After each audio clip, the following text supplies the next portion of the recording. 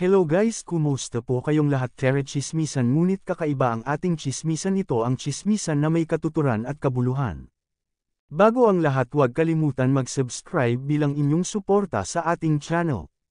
Si Hezo Kristo ba ay Diyos? Inangkin ba ni Hezo Kristo na siya ay Diyos? Oo nga't walang talata sa banal na kasulatan kung saan tuwirang sinabi ni Hezo Kristo ang ganito, "Ako ay Diyos," ngunit hindi ito nangangahulugan na hindi niya kailanman ipinahayag na siya ay Diyos.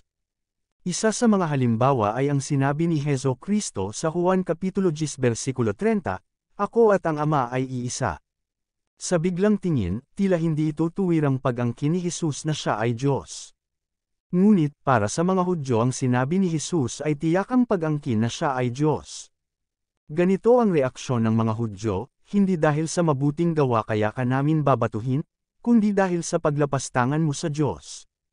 Sapagkat nagpapanggap kang Diyos gayong tao ka lang." Juan Kapitulo 10 versikulo 33.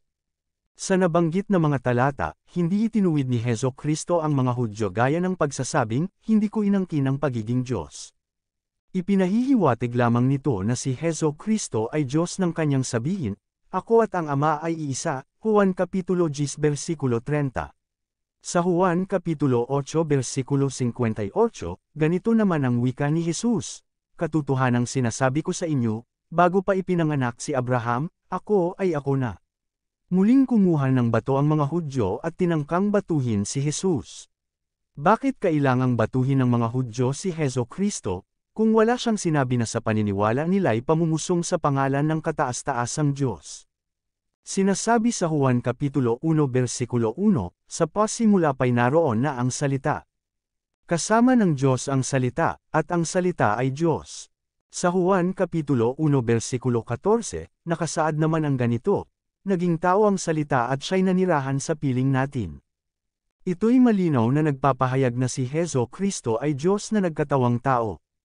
Sinasabi sa atin sa Gawa Kapitulo 20 versikulo 28, "Ingatan ninyo ang inyong sarili at ang lahat ng kabilang sa katawan, sapagkat inilagay sila ng Espiritu Santo sa inyong pag-iingat.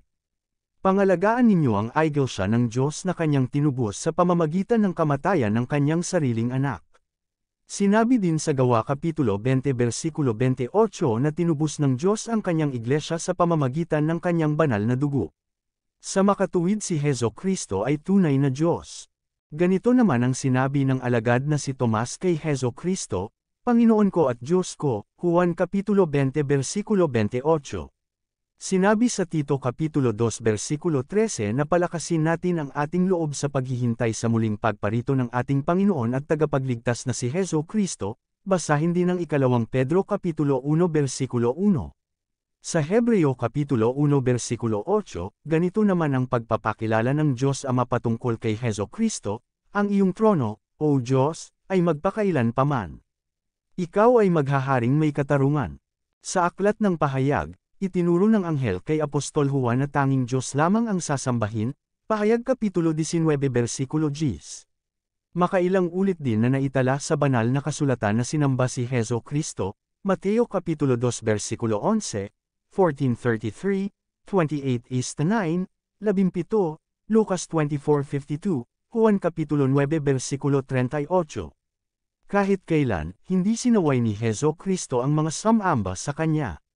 Kung hindi siya Diyos, sana ay pinagsabihan niya ang mga tao na huwag siyang sambahin tulad ng ginawang pagsaway ng anghel kay Apostol Juan sa Pahayag Kapitulo 19 versikulo 10. Marami pang mga talata at pahayag sa banal na kasulatan ang nagpapatunay sa pagka-Diyos ni Hezo Kristo.